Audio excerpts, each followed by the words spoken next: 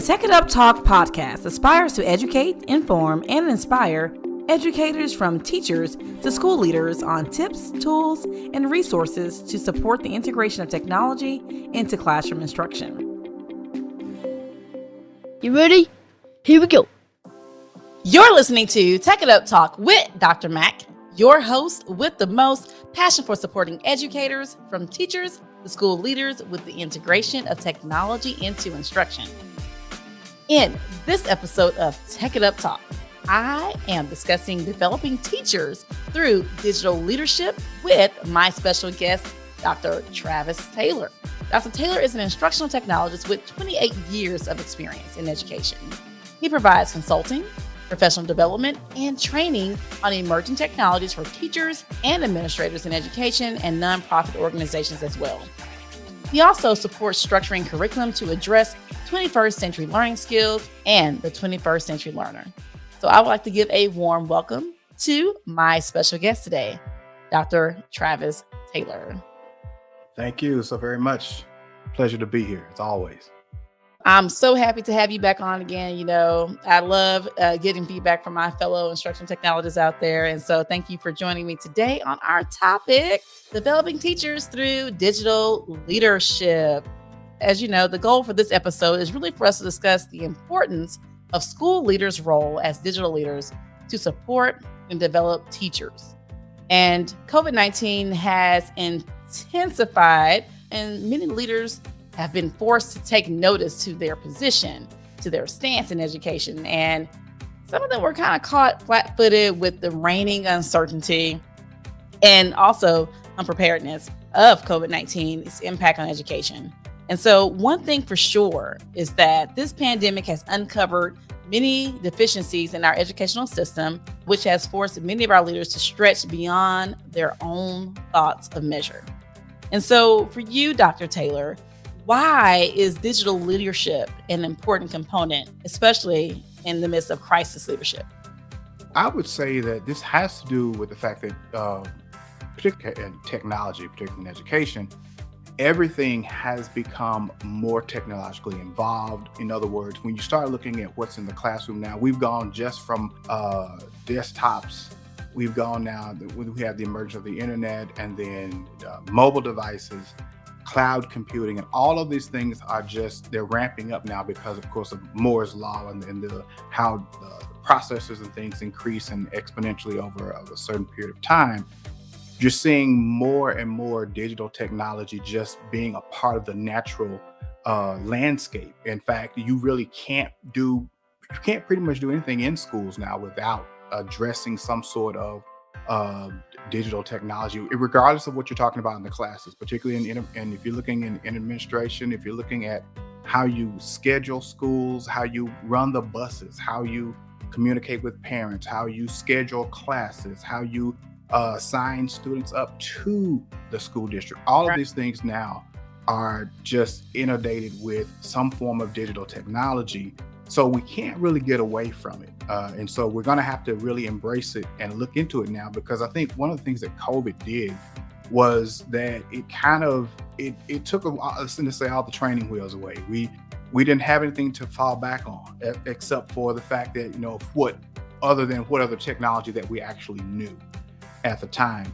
Now, and to be honest now, is the ed tech community has been calling for digital transformation for decades. We've come from ISTE, we've gone to all of the different conferences, and we know a lot of the thought leaders and the things that we were seeing coming up the road in technology. So we've been out here really sort of a voice in the wilderness crying about that we really need to start making these transformative changes in education. And I think COVID just was the day when the test was given.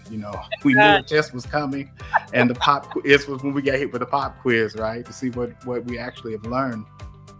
I was hopeful for a minute. Now, let me back up. I'm not gonna say I'm not hopeful. I was more hopeful at the moment when there was this great attention on the need for digital technology and digital leadership. I think a lot of leaders really, regardless of the fact of what they thought they knew or didn't know, they knew that school couldn't stop because of the situation that we had. We had to go on with education, and so people were really just forced to jump in. And there were these conversations that we were going to do this I see the light now. We need to be more transformative. I see this. But it's interesting is once that vaccine hit, people started backing away going, I'm not sure about this. We can go back to February 2020. And so, but to answer the question, I think it's very important because it's just so inundated in the educational sphere with digital technology. You can't avoid it. You're going to touch it at some point. And we need to start addressing leadership with this technology. Right. In a study by William Sterrett and Jayson Richardson, they looked at how digital leaders foster professional learning in an age of innovation. So you mentioned all of the different things that are happening. So there's innovation around us every day, from our daily lives to the schoolhouse. And so there's always some type of technology being implemented that we rely on to get through the day. Now, one thing that continues to amaze me, and you spoke on this, was that in their section, and they spoke on this too, in their section on digital leadership, they stated that research showed that nearly 2 decades ago, nearly 2 decades ago, there was an examination of technology leadership. And it was noted that a school's progress was threatened if administrators were not engaged as technology leaders. And it also was noted that there was a need for school leaders to have clear and theoretical direction on how leadership and resources can be optimal, combined, and utilized to support instruction. However, as you've already pointed, here we are decades later. It seems like we still have this gap and there's still this need. And what's also amazing is that even to this date, how our school leaders support professional learning is still a largely unexplored area. So what are some things that may resonate with you from William Sterrett's and Richardson's research? I found the article very interesting because it kind of really went in line with some of the things that I talked about in my dissertation. Because in my dissertation, I actually went back and started looking at the history of educational technology leadership and what was it like.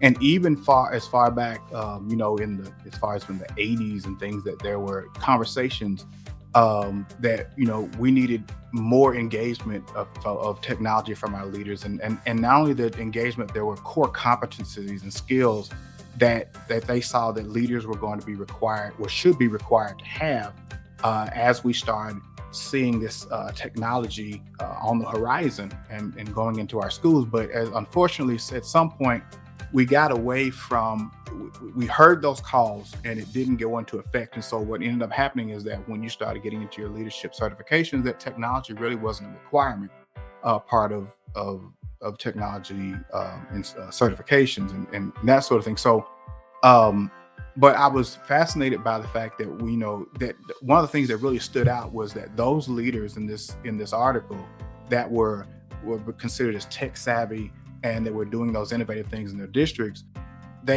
one of the main things that all of them had was they had a professional learning network. That there were other leaders like themselves that they relied on to share information and share resources and share practices. I heard something on YouTube just yesterday that kind of made me think. I think it was I think it's HR Bamboo or Bamboo HR, I think is the name of the company. And we were talking about, we always hear the term best practices, but they said, but I think that the focus should be more on best principles. What are the principles, because when we start looking at best practices, after a while, there's just this flood of best practices. I do it this way, I do it. And after a while, you start seeing the same thing over and over and over again. But when you start looking at, hey, let's look at the principles of what are those overarching principles that we really should be looking at in technology and in leadership. So, but I really like the fact that the leaders had this personal learning network of people, because I ask people whenever I talk to them, it's like, so who are you listening to? Who are you talking to? I want to know, I want to keep up with the best technology and all. And a lot of things, it's not about the fads. but is it about, looking at those trends and where we're going and building that community of people that we can have those conversations around. Right, right. And speaking of, important in conversations, now we both know that technology has shaped the way we learn and develop as leaders and should indirectly help develop the way educational leaders help teachers learn and develop. Now, according to the Technology for Education Consortium, U.S. institutions spend over $13 billion annually on technology resources. And our district and our school leaders tend to play a heavy hand in determining how these resources and how they're utilized and how they are allocated. And so what are your thoughts on educational leaders' spending decisions? And what are some practices school leaders should consider when making decisions about technology? Well, I think that some of the things that we look at as far as with professional development, I think we tend to look at professional development as just training. And so it always comes across as this one-off. And I just want them, because we are having to look at with technology from a very different point of view. Technology kind of branches out and touches so many other aspects of the educational system. So we're not just talking about professional development and teachers in the classroom, but as administrators, they are concerned about the ROI, the return on the investment. Are they going to use it? Because often you've got to go, you have budgets and you have school boards and other stakeholders that you have to keep in the loop and have to be part of a shared vision. So when you start looking at technology and how it should fit inside the educational system, you really want it to have that importance of those other initiatives that are going on, whether it's literacy or math or STEM. Technology should be at the table as far as what the vision is for when you're implementing these other projects. So when it comes to professional development, then you see it as part of the whole and not just a one-off for training, so that I can make sure that I can tell everybody that teachers are using the technology that we spent all this money on. Because usage does not necessarily mean effectiveness.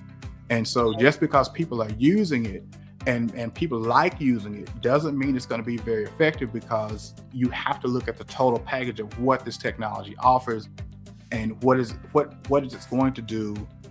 But ultimately it comes down to the strategic vision for your district of what is this going to look like when we're finished, or when we implement these processes and we're going to put this technology into the school system. What is it going to look like when we get to that level of success that we're looking for?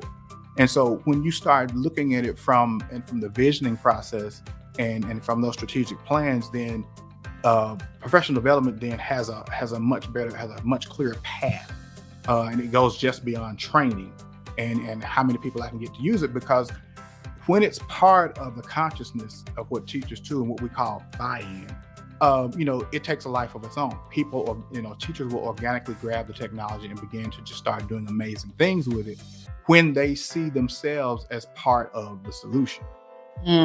Like that. And that kind of brings me back to the article. So we're talking about the article written by William Sterrett and Jay Richardson on supporting professional development through digital principal leadership, and it can be found in the Journal of Organizational and Educational Leadership. Now, kind of to what you just spoke to, one of the things that really highlighted what you were saying for me in that article was that digital principals, meaning digital leaders, they tend to stay away or try not to implement that one-size-fit-all approach, and they try to empower their teachers to have choice and voice. It's like we want to empower our students to have choice and voice. And they try to do that with how they participate in professional development. A lot of times we have a one-size solution. We provided it. That's the end all be all. It was available, and it doesn't make the impact that we need for implementation. As we are always overwhelmed at the beginning of the school year, especially with all these different initiatives, different trainings, and new technology. And it's really overwhelming for us to, take all in and implement with fidelity if we're not being intentional and, like you said, strategic with how we're using it and what we want to see out of it. And so That was definitely something that highlighted for me out of that article. That kind of went along with what you were saying about their approach to teachers. Yeah, and I think that and leaders also, it really helps when they themselves are engaged with whatever the technology is at some point, even if you're not. And I think the problem that we get is this issue of trying to be the guru and the master of the technology, and that shows a level of competency, and that's not necessarily true. And it is about understanding as a leader at your most basic level. You want to understand what the technology does. You want to know what it doesn't do. You want to know as far as you can see yourself using the technology, see your teachers using it, and then how does it affect the students? At the end of the day, that's what we're really talking about, is the student engagement and student achievement. And you really have to look at getting past these myths of understanding of trying to be the guru and the chief person of all the technology. Just because you're a technology leader or you're superintendent or your principal, you don't have to know the latest or be the master of the latest piece of technology, but you should at least understand what's out. And even from a categorical standpoint of these categories of technologies are here, this is what they do, these are some of the impacts, and these are some of the things that teachers are doing. Because when you start looking at the visioning process and you're heading toward a specific goal, one thing you can't get distracted from, and particularly you'll see this with technology, is that this technology will come, or this district is using this piece of technology over here. But when your focus is on your vision, you're like, that's good over here, that's good over here, but this is where we're going, this is what our outcome is, and we're going to stay on this course. And you're not necessarily distracted. Great technology, I think it does great things, but for what we're doing and the goal that we're trying to achieve, I can't necessarily get caught up in the latest hype of the latest technology that's coming in, but I at least need to know what it's doing and what it will do, and how it can impact your educational system. Let's move on to our next segment of the show, which I like to call Get Your Tech Together. So in this segment, I would like for you to share some specific technology tools that leaders or our digital leaders, I like to call our school leaders digital leaders, because we're in a digital age, and I feel like you are a digital leader, whether you want to be or not. Exactly. So what are some specific technology tools or applications that our digital leaders could potentially implement to support teacher development? Honestly, I'm kind of, sometimes I just go back to going back to basics on some areas. I think that if you're talking about digital leadership and you're trying to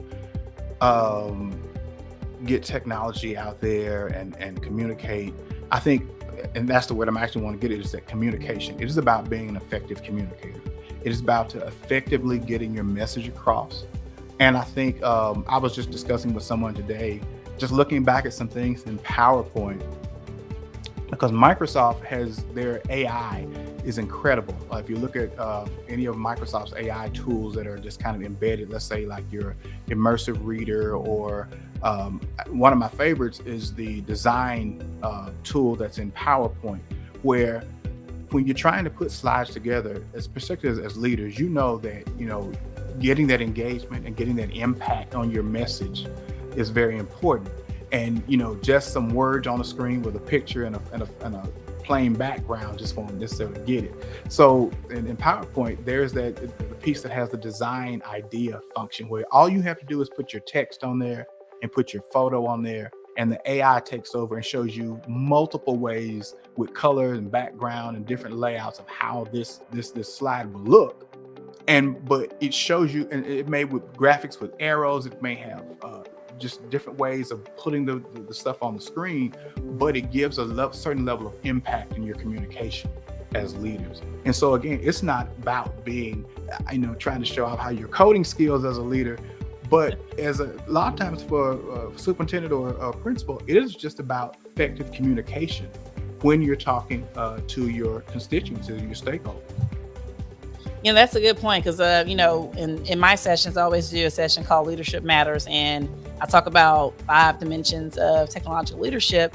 And the one part, and it's based on the research study, that was the most effective was the communication piece. And then even just thinking about crisis leadership, communication is always that effective piece. And just reaching people, communication is always that effective piece. And so finding ways to leverage technology to enhance your communication can definitely support your message. And so I'll just add on some other things that leaders could potentially do with communication. Like in my session, I talk about having a PD playlist, or you can leverage YouTube and put videos that you did not necessarily have to create and put them together, and you can curate different practices to support teachers or an initiative that you have at your campus. You can stop doing the long staff meetings that you can probably wrap up in a 2-minute screencast announcement for some items that doesn't necessarily have to take so much of your staff's time. And so there's definitely so many different tools that our leaders can leverage to help support them be more effective communicators. So if you have to pick one thing as a leader, I would definitely say start there. How can I be more effective with communicating with my staff, communicating my vision, being strategic with my communication, and even kind of building a culture around that within my campus. Thank you for sharing that. Communication, that's a big one. And to kind of expand on that,